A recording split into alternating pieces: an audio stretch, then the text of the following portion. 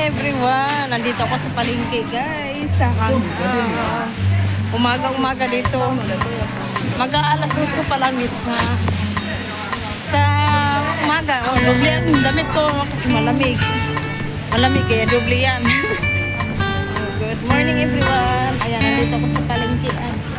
Kasi nag-aantay ako sa tindiran dito sa Cebu Valley.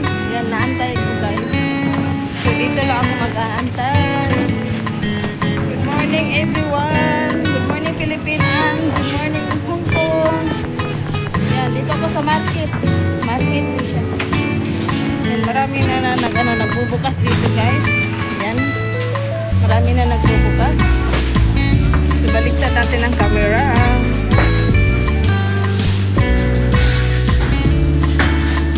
Guys, marami na nagbubukas sa umaga.